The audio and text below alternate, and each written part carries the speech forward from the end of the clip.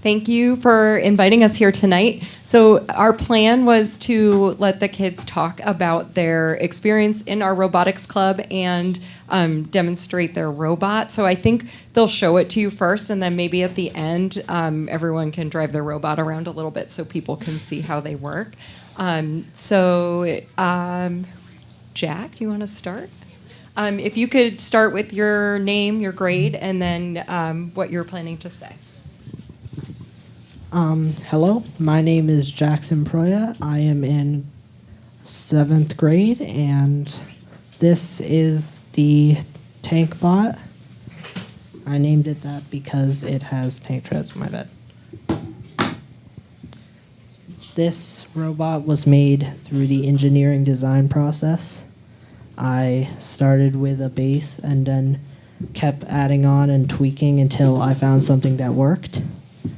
And basically, it's how it works is it will push the blocks around the map around to the goals where the bots that can pick up the blocks and put them in the goals do that, and it makes it a lot easier instead of the pickup robots that have to pick up the blocks have to go around the map. I can just push the blocks over to the goals, so they don't have to waste time doing that. I aim for speed when making this one. Hi, I'm Grace Johnson. I'm in 7th grade, and I built this robot by myself, and I just modified it, like the clamper, because for tonight I was gonna show you how to pick up the blocks. And the other design, I could pick up the red blocks, but I couldn't pick up any of the other blocks, so I designed it so I could pick up other blocks and not just the red ones. My name is Eileen Avenant, and I'm in 7th grade. This is my build for the robot.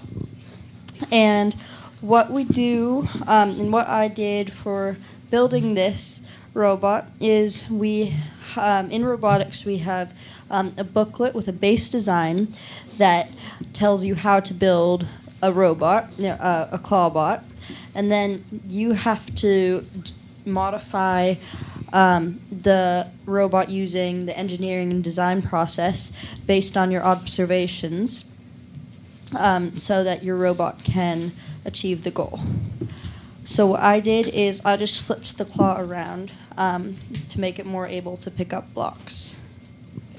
My name is Marshall. I'm in Marshall Simonton. I'm in 7th grade, and this is my bot that I call the skyscraper bot. I call it that because it's tall. It kind of looks like a skyscraper. This started out as just the normal claw bot from the booklet that she was talking about, and I modified a lot of stuff on it, most notably this and the claw, to pick up the red blocks, which are the biggest and worth the most points. Hi, I'm Levi Wilson, and this is my robot. I tried to design it so I was able to pick up the blocks and make it so I can pick them up pretty high, so I was able to just drive around the field without worrying to hit anybody else that was on the field. I built this from the ground up, and I have these special wheels that have rollers on the side of them, so it can go from side to side. So it's much easier to line up to pick up the blocks. And this was all trial and error. This was me adjusting a piece of code and hoping it didn't break the rest of the robot. Hello, my name is Montgomery Breton, and this is my robot. I'm in 7th grade. My robot's name is Otis. I started with the normal clawbot, like they said, and I tried adding on, but that didn't really work, and it just broke. So I completely restarted the entire thing and came up with one in my head. And then I built that from my head in a magazine, and it ended up working really good. I added this system that acts like an elevator, and you can lower it up and down, and it grabs a block and then pulls it up to the top, and then you can put it in the bin. Before, I had no claw or anything to pick up the blocks. I just had a pusher thing like that. My name is Wesley Kelly. I'm in 8th grade. In fact, the only 8th grader on the robotics team. Hopefully not for long. And this is my robot, which I call Floppy, because these little grabber things on the end are pretty loose, but it works, so that's all that matters.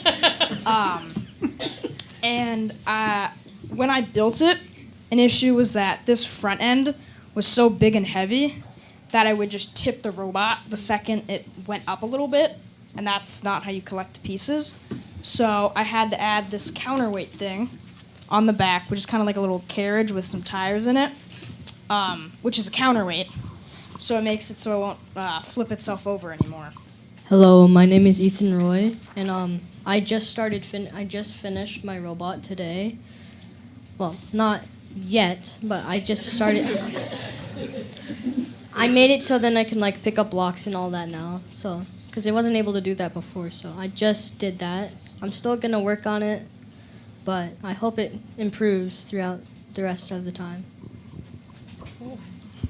I'm Brian Huckins again. I just want to say that this has been an awesome opportunity with these kids. They're self-directed. They get along well. It's a great way for us to end our school day working with such a just a motivated, kind group of students who are curious, and just the communication, the collaboration, the teamwork.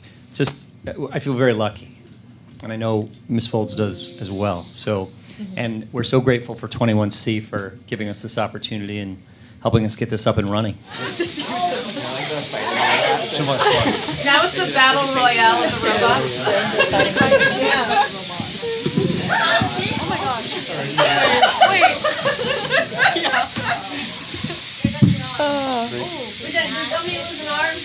Oh no, are we losing parts? Floppy, you're dragon. Yeah. Hey, who's attacking? Wow. I want a little robot farm. How long do the batteries last? How long do the batteries last? We've never gotten that far. Normally they Just keep going.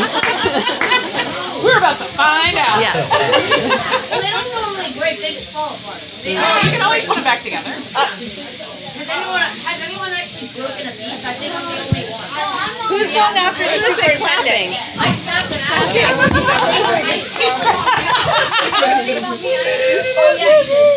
Head cheerleader over here. After